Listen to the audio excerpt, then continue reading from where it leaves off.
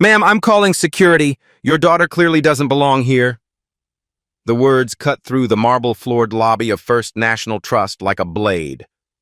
16-year-old Maya Williams stood perfectly still, her school uniform pressed, her hands steady as she held a sealed envelope. Janet Morrison, the senior bank manager, spoke loud enough for everyone to hear. Her 15 years at the bank had taught her to spot troublemakers. This black teenager definitely didn't belong among their serious clients. "I have an appointment," Maya said quietly. Janet's laugh was sharp. "An appointment? A child? I don't think so." Other customers turned to stare. Phones emerged from pockets. The afternoon light streaming through the windows seemed to pause, waiting. Have you ever watched someone judge a book by its cover, only to discover they were holding dynamite? The wall clock read 3:47 p.m. when Maya first approached the premium teller window. Now, 2 minutes later, Janet Morrison's voice carried across the entire banking floor. "Do you understand English?" Janet spoke slowly, deliberately. "This is a bank. For serious business." Maya remained calm. "I need to make a special deposit for the Williams Family Trust. I have an appointment with Mr. Davidson at 4 o'clock. "Williams?" Janet scoffed. "We don't have any Williams Family Trusts. Stop wasting our time with fantasies." Near the ATM machines, college student Zara Chen pulled out her phone.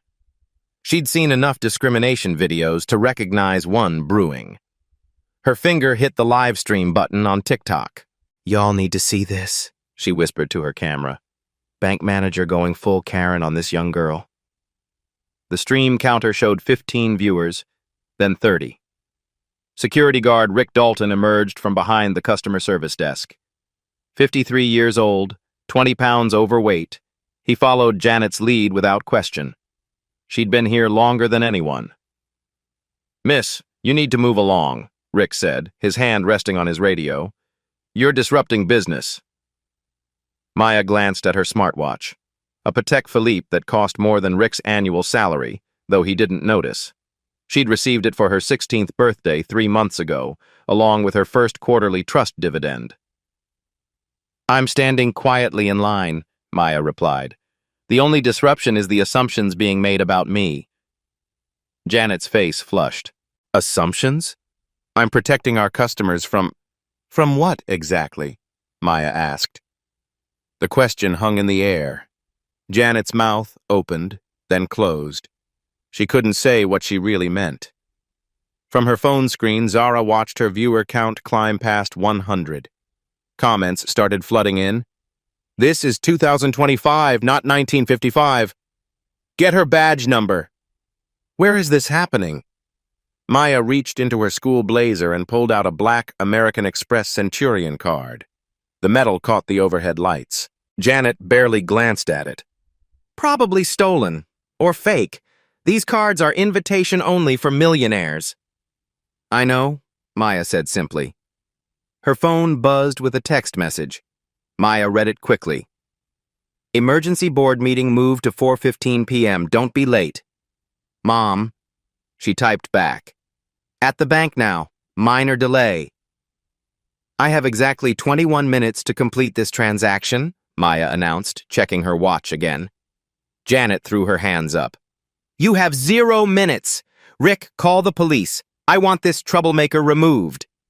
Customer Margaret Patterson, 72 years old, nodded approvingly from the loan desk.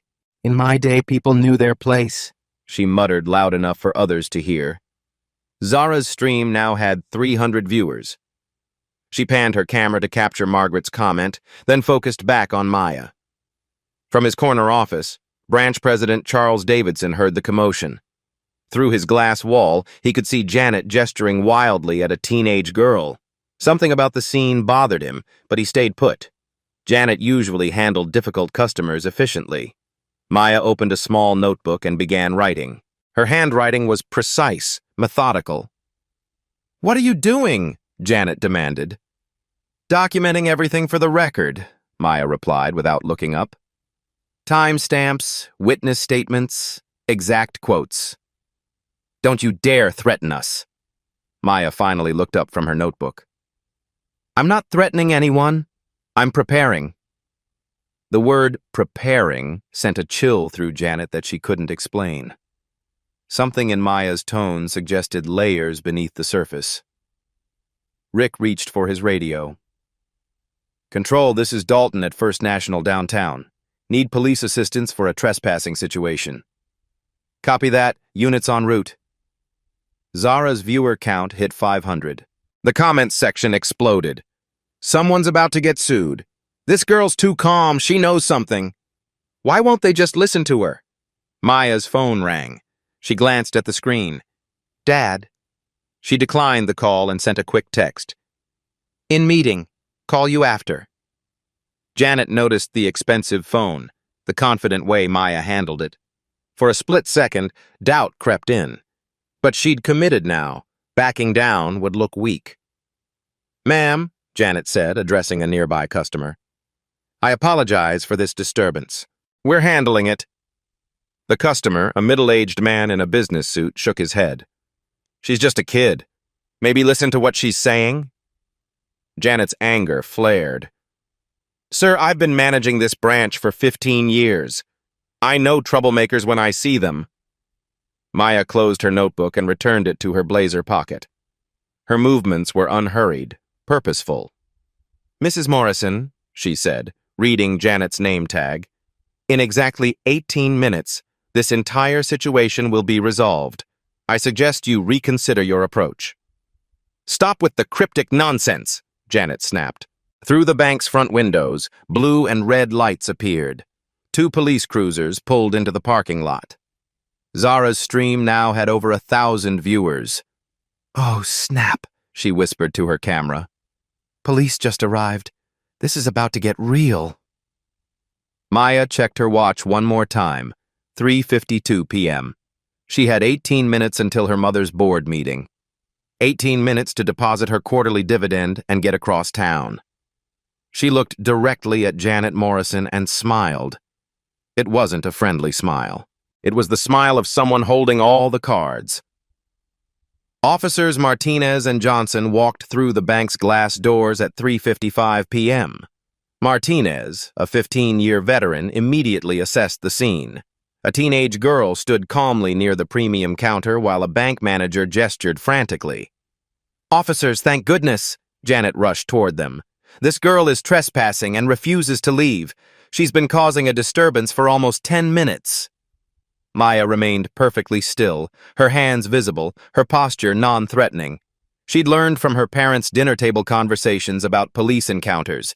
Stay calm, don't reach for anything, let them approach you. Officer Martinez looked at Maya, then at Janet. Something felt off about the whole situation. Miss, can I see some identification? Martinez asked politely. Maya slowly reached into her blazer and produced her driver's license. Maya Elizabeth Williams, I have a 4 o'clock appointment with Mr. Davidson about our family trust. Martinez examined the ID. The address listed was in Brookhaven, one of the city's most exclusive neighborhoods. The birth date showed she was 16. Ma'am, Martinez addressed Janet, what exactly is the problem here? Janet's face reddened. She claims to have some appointment, but she's obviously lying. Look at her. She doesn't belong in our premium section. Look at me how? Maya asked quietly. The question hung in the air like smoke. Everyone understood what Janet meant, but nobody wanted to say it out loud. From her position near the ATMs, Zara's live stream had grown to 1,500 viewers. Comments poured in faster than she could read them. That manager just said the quiet part loud. This is so wrong. Where's the girl's parents? Someone call the news. Officer Johnson, younger and less experienced, shifted uncomfortably. Maybe we should just ask everyone to calm down and— No, Janet interrupted. I want her removed. She's been disruptive and threatening. Maya pulled out her notebook again. Officer Martinez, I'd like to file a complaint for discrimination under Section 1981 of the Civil Rights Act. Martinez blinked. Most teenagers didn't know federal civil rights statutes. You want to file a complaint against who? Against Mrs. Morrison and this bank for denying me service based on my race. Janet sputtered. Race has nothing to do with this. She's not what? Maya pressed. Through his office window, Charles Davidson finally stood up. The police presence had gotten his attention. He walked toward the group, his stomach churning with a growing sense that something was very wrong. Officers, I'm Charles Davidson, branch president. What seems to be the problem? Martinez turned to him gratefully. Sir, we have a complaint about a customer being denied service. Davidson looked at Maya for the first time, really looked at her. Something about her face seemed familiar, but he couldn't place it. Miss Williams says she has an appointment with you at 4 o'clock, Martinez continued. Davidson pulled out his phone and checked his calendar. Nothing scheduled. But wait, there was something else. A meeting reminder from corporate. Williams Family Trust Quarterly Review. Materials in secure file. His blood turned cold. Williams? He repeated, staring at Maya with new eyes. Yes, sir. The Williams Family Trust. I'm here to deposit our quarterly dividend. Davidson's mind raced. The Williams Family Trust was one of their largest accounts. But the trustee was supposed to be... Where's your guardian? He asked carefully. Maya checked her watch. 4:02 p.m. She's in a board meeting until 4:15. I'm authorized to handle routine transactions independently. Board meeting? Janet laughed harshly. What board meeting? Stop lying! Maya's phone buzzed. She glanced at the screen and her expression shifted slightly. A text from her mother. Running late. Handle the deposit and meet me at the office by 4:30. She typed back, Slight complication at bank. Police involved. Nothing I can't handle. The response came immediately. What? Put Davidson on the phone, now! Maya looked up at Davidson.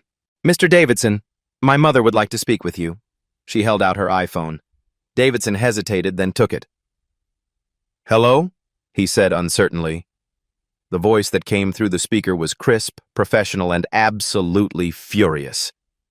Charles Davidson, this is Elena Williams, Chairman and CEO of Williams Capital Group. Would you care to explain why my daughter is being harassed by police officers in my bank? Davidson's face went white. Williams Capital Group, the parent company that had acquired controlling interest in First National Trust 18 months ago. His boss's boss's boss. Ms. Williams, there seems to be a misunderstanding. The only misunderstanding is your staff's assumption that a black teenager couldn't possibly be a legitimate customer. Fix this. Now! The phone went dead. Davidson stared at the device in his hand, then at Maya, then at Janet. The family resemblance was suddenly obvious. How had he missed it? Zara's stream exploded with activity. Over 3,000 viewers now, and someone had shared it to Twitter. The hashtag #BankingWhileBlack was starting to trend. Mr. Davidson, Officer Martinez prompted, is there an appointment or not? Davidson's mouth moved, but no sound came out. Janet stepped forward, sensing his hesitation. Charles, don't let her intimidate you with fake phone calls. I know our customers, and she's not one of them. Maya opened her blazer and withdrew a thick envelope. My quarterly dividend check. Would you like to see the amount before you decide whether I belong here? She pulled out a folded paper and handed it to Davidson. He opened it with trembling fingers. The check was from Berkshire Trust Company, made out to the Williams Family Trust. The amount, $2,347,890.33, $2.3 million. Davidson's knees nearly buckled. Janet craned her neck to see the paper, but he held it close to his chest. Officers, Davidson said, his voice barely above a whisper. I believe there's been a terrible mistake. What kind of mistake? Martinez asked. Davidson looked at Janet, then at Maya, then at the growing crowd of onlookers. Some were filming now, not just Zara. This was becoming a social media nightmare. The kind that ends careers, Maya said softly. Margaret Patterson, the elderly customer who'd made the comment about people knowing their place, quietly gathered her purse and headed for the exit. She'd seen enough viral videos to know when to disappear. Janet sensed the shift in power but couldn't understand it. "Charles, what's on that paper? Don't let her manipulate you." Maya checked her watch again. 4:07 p.m. "I now have exactly 8 minutes to complete this deposit and get to my mother's office. Mr. Davidson, shall we proceed to your office, or would you prefer to handle this transaction in front of everyone?" The question was polite, but the underlying threat was clear. Davidson had a choice: handle this quietly and professionally, or let it play out publicly for Zara's thousands of viewers to witness. "My office," he said quickly. "Officers, thank you for your time. Everything is under control." Martinez looked skeptical. "You sure about that, sir?" "Absolutely certain." As they started toward Davidson's office, Janet grabbed his arm. "Charles, you can't seriously believe—" "Janet." His voice was ice cold. "Don't say another word." Maya paused at the threshold of Davidson's office and looked back at Janet. Their eyes met across the banking floor. "Mrs. Morrison," Maya said, her voice carrying clearly through the marble lobby, "these real-life stories happen every day. Today, you became part of one." Davidson's office felt smaller than usual as Maya settled into the leather chair across from his desk. Through the glass wall, she could see Janet pacing the banking floor, gesturing wildly to Officer Martinez. The live stream was still running, Zara's phone trained on the office windows. "Ms. Williams," Davidson began, then stopped. His hands shook as he set down the $2.3 million check. "I need to understand what just happened out there." Maya opened her sealed envelope completely for the first time. She withdrew a thick stack of documents bound with a navy blue cover. Williams Family Trust Quarterly Report Q1 2025 was embossed in gold letters. "These are the trust documents," she said, sliding them across his mahogany desk. "Page 12 shows the account relationship with First National Trust. Page 15 details my authorization levels for routine transactions." Davidson flipped to page 12. His throat went dry. The Williams Family Trust held $47.3 million in various First National Trust accounts: checking, savings, money market, certificates of deposit. It was their third largest customer relationship. Page 15 was worse. Maya Elizabeth Williams was authorized to conduct transactions up to $5 million without additional approval. The signature card showed her authorization had been updated just 3 months ago on her 16th birthday. "Jesus Christ," he whispered. Maya raised an eyebrow. "Is there a problem with my documentation?" "No, Davidson flipped to the front page. "It says here the account was opened in 2008 when I was born. Yes, my parents established the trust to handle my inheritance from my grandmother's estate, plus accumulated dividends from Williams Capital Group Holdings." Davidson turned to page 23, Portfolio Summary. Williams Capital Group owned significant stakes in 47 companies across 12 industries. Technology, healthcare, real estate, manufacturing. The portfolio was worth $1.2 billion. His intercom buzzed. "Mr. Davidson, Elena Williams is on line 1 for you." Maya checked her watch, 4:09 p.m. "That would be my mother. The board meeting ended early." Davidson's finger hovered over the speakerphone button. Once he pressed it, there would be no taking back what had happened in his lobby. He pressed it. "Elena, I can explain. Charles." The voice that came through the speaker was controlled fury wrapped in silk. "I've been watching my daughter's situation unfold via social media. 3,000 people are currently witnessing how your bank treats black customers." Through the office window, Maya could see Zara still filming. The viewer count on her phone now showed 4,200 people watching live. "Your manager, Janet Morrison, accused my daughter of theft, called her a liar, and summoned police to remove her from your premises for attempting to deposit a legitimate check." Davidson loosened his tie. "Elena, I had no idea Maya was what? Your customer?" My daughter? Black?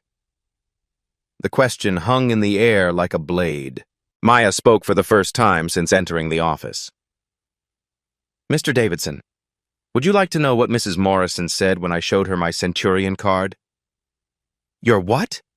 Elena's voice sharpened. She said it was probably stolen or fake.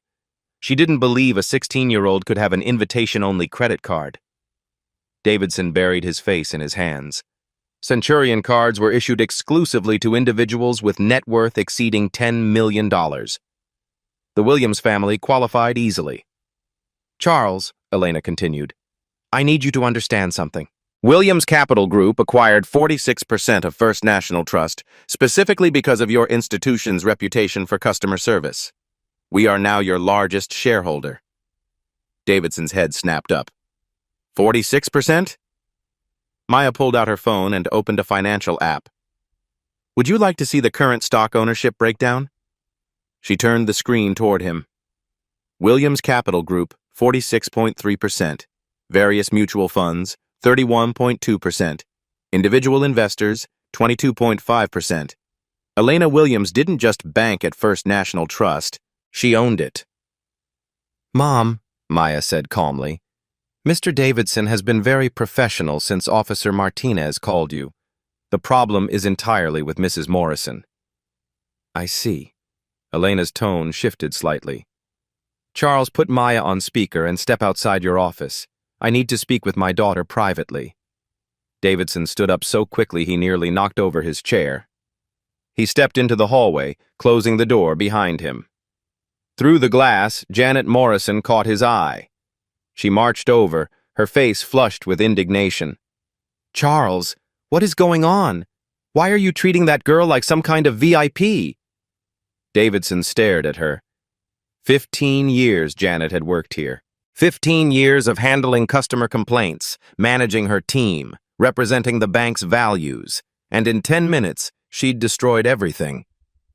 Janet, do you know who Williams Capital Group is? Some investment company? So what? They own 46% of our stock. Elena Williams is the chairman and CEO. Janet's face went blank. That's impossible. She would have said something. She would have what? Announced her family connections to avoid discrimination? Inside the office, Maya was speaking quietly to her mother. Davidson couldn't hear the conversation, but he could see Maya's calm demeanor. She wasn't angry or upset. She was strategic. His phone buzzed with a text from corporate headquarters. Urgent. Social media situation at downtown branch. Viral video trending. Need immediate damage control. Another text. Elena Williams requesting emergency call with board of directors. Another. Legal department wants incident report ASAP. The story was spreading faster than wildfire. Hashtag banking. While Black had over 50,000 mentions on Twitter, news outlets were picking it up. His bank was about to become a case study in corporate discrimination. Janet was still talking, making excuses, justifying her actions. Davidson stopped listening. He was calculating the damage. Maya opened the office door. Mr. Davidson, my mother would like to speak with you again. He walked back inside on unsteady legs. Charles, Elena's voice was businesslike now. I've discussed the situation with Maya. Here's what's going to happen. Davidson grabbed a pen and legal pad. First, Janet Morrison will be terminated immediately. No severance, no recommendations. Elena, I can't just... Second, you will implement comprehensive bias training for all customer-facing staff within 30 days. Maya pulled out her notebook and began writing. Third, First National Trust will establish a $500,000 annual community investment fund focused on financial literacy programs in underserved communities. Fourth, Elena continued, my daughter will personally review and approve all training materials to ensure they address the specific issues she experienced today. Davidson's pen moved frantically across the paper. Fifth, this branch will participate in a quarterly review process to monitor customer service equity. The first review will be conducted by Maya. Maya looked up from her notebook. I'll need access to complaint records, security footage, and customer satisfaction surveys. Elena, Davidson said desperately, these requirements seem reasonable, necessary, long overdue. Elena's voice cut through his objection. Charles, my family has been the target of discrimination before. We've learned that economic consequences create change faster than good intentions. Maya stood up and gathered her documents. Mr. Davidson, I still need to complete my deposit. The check has been sitting on your desk for 6 minutes. He looked down at the $2.3 million check as if seeing it for the first time. Of course. Let me process that immediately. Actually, Maya said, I'd prefer if Mrs. Morrison handled the transaction. Under supervision, of course. Davidson's eyes widened. You want Janet to complete the deposit she refused to process? Yes. Elena's laugh came through the speaker, sharp and satisfied. Brilliant idea, sweetheart. Maya smiled, the same smile she'd given Janet earlier, but now Davidson understood what it meant. Maya Williams wasn't just depositing money. She was making a point that would echo through every bank branch, every corporate boardroom, every social media platform that picked up this story. She was 16 years old, black, female, and she had just bought herself a bank. Outside the office, Zara's live stream had grown to over 6,000 viewers. The comments section was exploding. Did she just say she owns the bank? Plot twist of the century. This girl is my new hero. Janet about to get fired on live stream. Maya checked her watch one final time, 4:14 p.m. She had exactly 16 minutes to get to her mother's office. But first, she had a deposit to make, and a manager to educate about the cost of assumptions. These touching stories of discrimination might happen daily, but today's story was about to have a very different ending than Janet Morrison had planned. Maya walked out of Davidson's office with the confidence of someone who had just rewritten the rules. The banking floor fell silent as customers and staff watched her approach Janet Morrison's desk. Zara's live stream count hit 7,500 viewers. The comments section moved too fast to read. This is better than Netflix. Janet's about to learn today. CEO's daughter versus racist manager fight. Janet looked up from her computer screen, still unaware of what had transpired behind Davidson's glass walls. I thought security removed you. No removal necessary, Maya said, placing the $2.3 million check on Janet's desk. I'd like to make a deposit, please. Janet glanced at the check dismissively. I already told you. She stopped mid-sentence. The number of zeros was impossible to ignore. This is fake, Janet said, but her voice lacked conviction. Davidson emerged from his office, his face ashen. Janet, process the deposit, now. Charles, I don't understand. Why are we— Because, Maya interrupted, Williams Capital Group owns this bank. Elena Williams is the chairman and CEO. I am Elena Williams's daughter. You have discriminated against your employer's family. The words hit Janet like physical blows. She looked at the check again, then at Maya, then at Davidson for confirmation. Davidson nodded slowly. Everything she's saying is true. Janet's computer screen showed her personal email inbox. 3 messages from corporate HR, marked urgent. 2 from the legal department, 1 from the CEO's office with the subject line, immediate response required, branch incident. Her phone buzzed with a text from her sister. Are you the bank manager in this viral video? Call me now. The viral video. Janet's stomach dropped. How many people are watching? She asked weakly. Maya checked Zara's stream. 7,800 and climbing. Elena's voice came through Davidson's office speaker, loud enough to carry across the floor. Charles, please put me on video call. I'd like to address your staff directly. Davidson rushed back to his office and returned with his laptop. Maya helped him position it so the screen faced Janet's workstation. Elena Williams appeared on the 13-inch display. Even through pixelated video, her presence was commanding. Designer blazer, pulled back hair, the kind of professional confidence that came from running billion-dollar companies. "Good afternoon, everyone," Elena said, her voice carrying across the marble lobby. "I'm Elena Williams, Chairman and CEO of Williams Capital Group, your majority shareholder." The few remaining customers stopped their transactions to listen. Tellers emerged from behind their stations. Security guard Rick positioned himself where he could see the screen. 18 months ago, Williams Capital Group acquired controlling interest in First National Trust because we believed in your commitment to excellent customer service for all clients, regardless of their background. Elena paused, letting the words sink in. Today, my 16-year-old daughter attempted to deposit her quarterly trust dividend. Instead of receiving professional service, she was accused of theft, called a liar, and threatened with arrest. Janet's face drained of color. She tried to speak, but no words came. "Ms. Morrison, you are terminated effective immediately.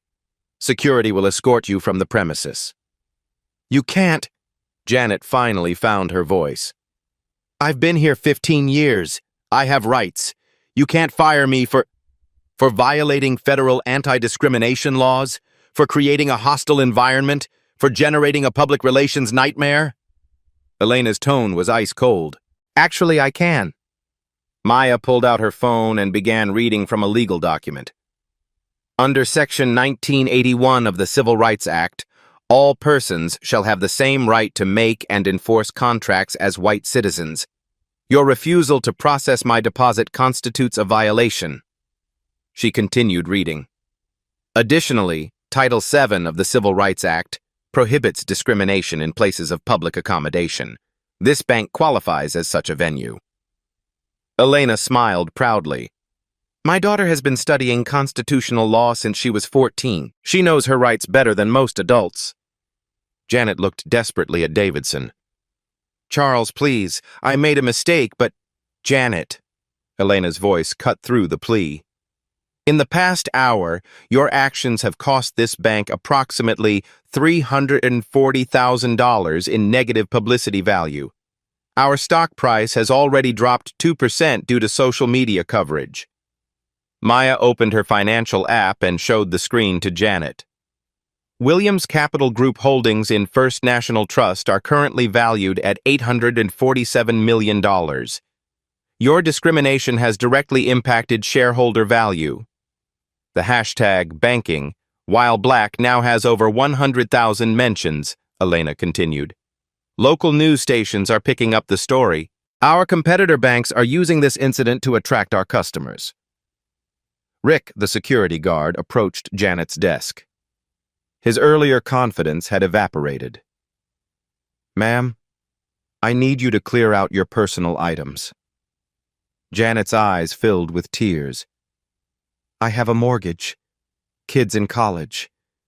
You can't destroy my life over a misunderstanding." Maya leaned forward. "Mrs. Morrison, it wasn't a misunderstanding. You looked at my skin color and made assumptions about my worth, my honesty, my right to be here." "That's not... I would never..." "You called my credit card fake before examining it. You dismissed my appointment without checking your schedule. You summoned police instead of listening." Elena's voice carried a note of finality.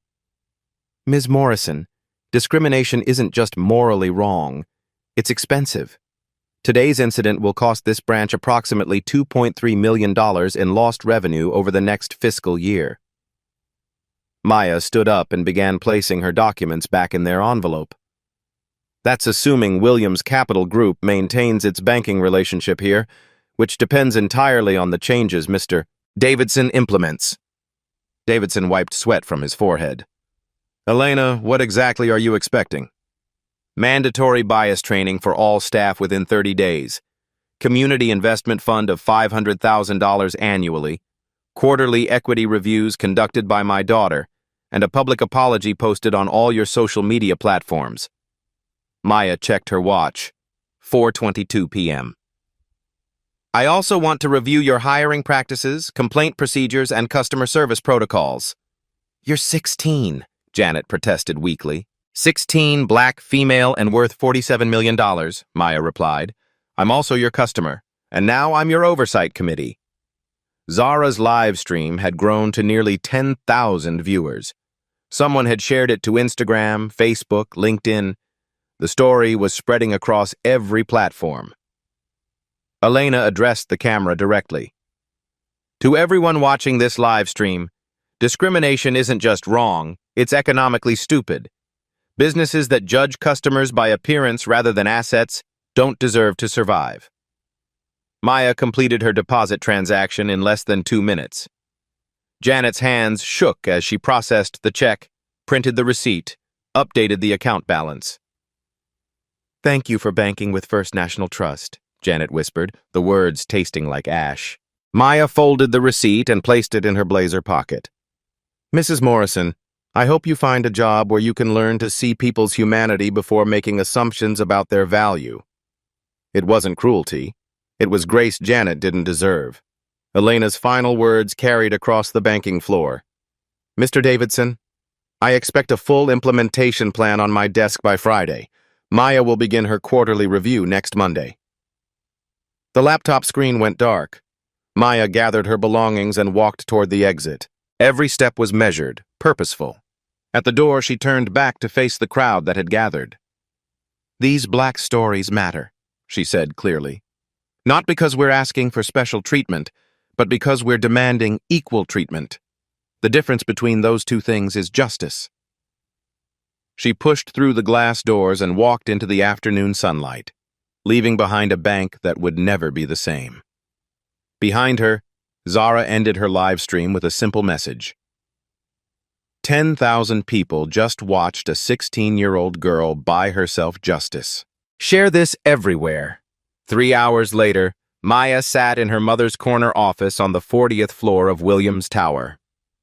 Through floor-to-ceiling windows, the city sprawled below them like a circuit board of possibilities. Elena poured herself coffee from a silver service set. "How do you feel about what happened?" Maya considered the question carefully. "Tired, but not surprised." "Your father called. He saw the video." "What did he say?" Elena smiled. "He said you handled yourself like a Williams."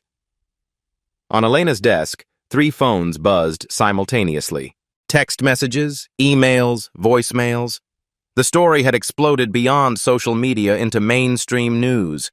Local stations wanted interviews. National networks were calling. "CNN wants a statement," Elena said, scrolling through messages. "So does the Wall Street Journal." Maya shook her head. "I don't want to be the poster child for discrimination. I want to be the example of what happens when discrimination meets consequences." Elena's assistant knocked and entered. "Ma'am, First National Trust's Board of Directors is requesting an emergency meeting. They want to discuss implementation of your requirements." "Tell them Monday at 9 a.m., Elena replied. "Maya has school tomorrow." The irony wasn't lost on anyone. The girl who'd just restructured a bank's policies still had algebra homework. Maya's phone showed 47 missed calls, friends from school, extended family, reporters who'd somehow gotten her number. She turned it face down. "The Community Investment Fund was brilliant," Elena said. "500,000 annually will fund financial literacy programs in 6 underserved neighborhoods." "Mrs. Patterson looked so ashamed when she realized what she'd witnessed," Maya said, referring to the elderly customer who'd made the comment about people knowing their place. Some people can learn. Others, like Janet Morrison, reveal who they really are under pressure. Elena opened her laptop and showed Maya the analytics dashboard.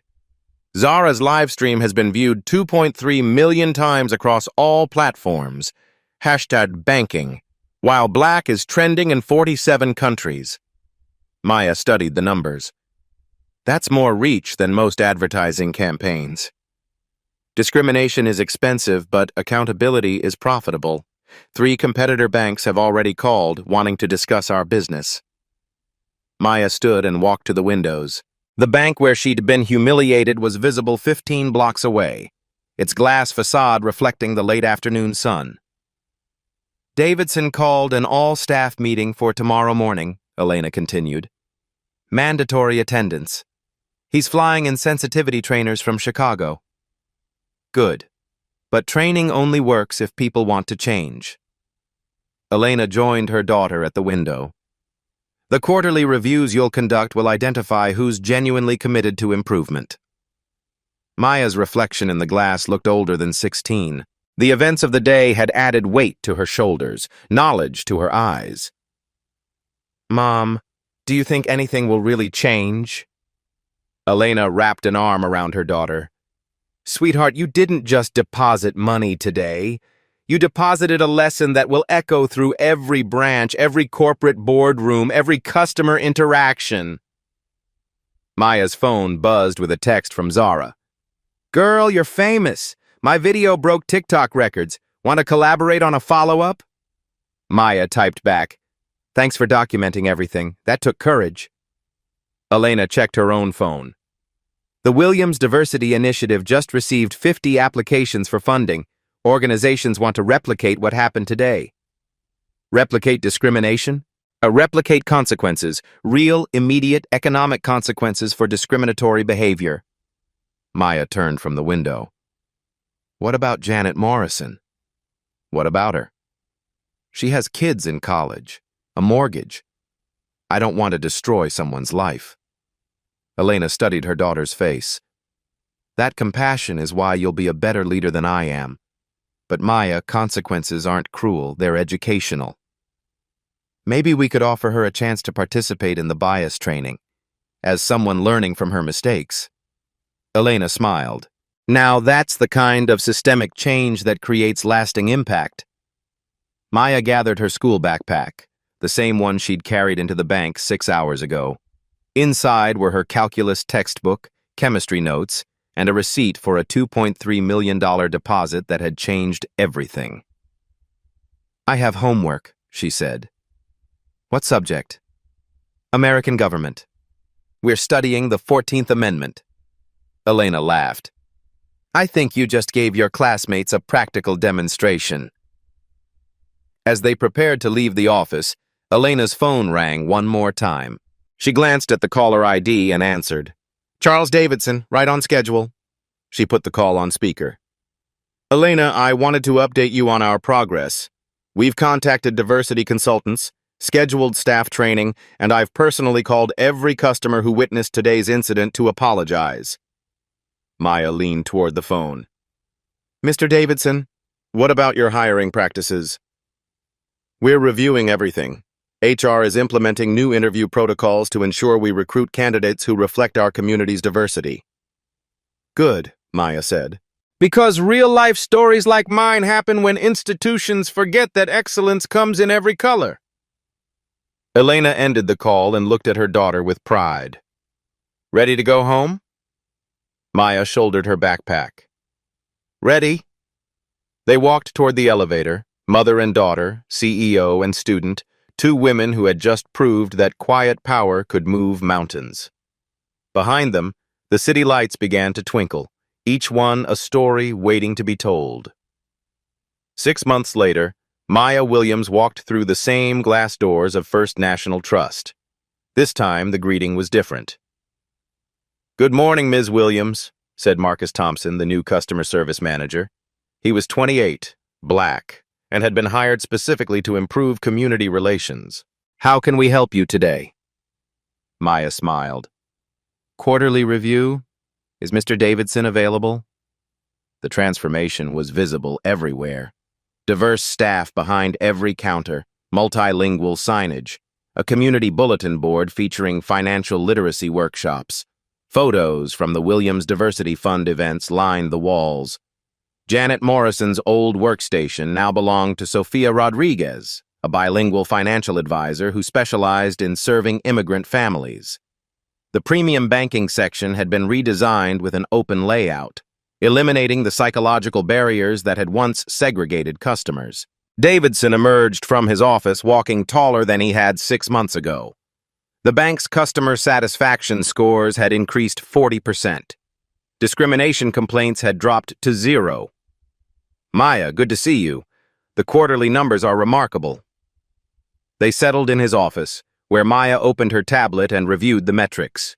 New account openings in underserved communities. up 67%. Customer retention among minority clients, 94%.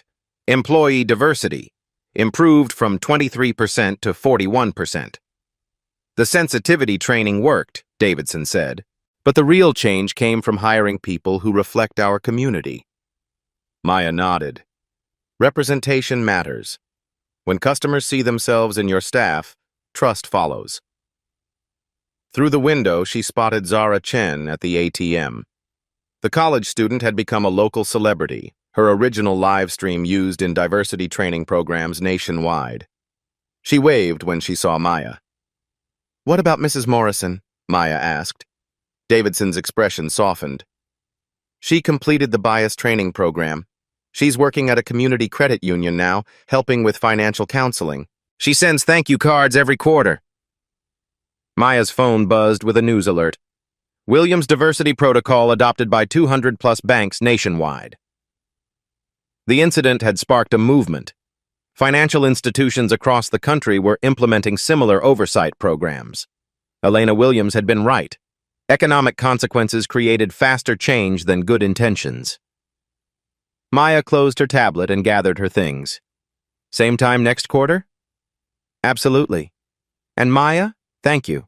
Not just for today, but for showing us who we could become." Outside the bank, Maya paused on the sidewalk where Zara had first started filming. A small plaque now marked the spot. "Change begins when courage meets consequence. Williams Diversity Initiative 2025. She pulled out her phone and opened the camera app. It was time for her own social media post. 6 months ago, I walked into this bank as a customer and left as an agent of change. Today's quarterly review shows what's possible when institutions choose growth over grievance. She posted the video with the hashtag #ProgressUpdate. The comments came immediately. "You changed everything. This is how you create real reform. Quiet power wins every time." Maya pocketed her phone and headed toward school. She had a presentation to give in American government class about constitutional rights in practice. Her classmates were about to learn that touching stories aren't just entertainment, they're blueprints for justice. Have you witnessed discrimination in your community? Share your real-life stories in the comments below. Your voice matters. These Black stories deserve to be heard, shared, and acted upon. Hit that subscribe button if you believe in using economic power to create social change. What would you have done in Maya's situation? Let us know in the comments. Share this video with someone who needs to see that intelligence and preparation can overcome prejudice. Together, we can ensure that life stories like Maya's become examples of triumph, not just survival. Subscribe, share, and keep fighting for a world where everyone's worth is recognized from the moment they walk through the door.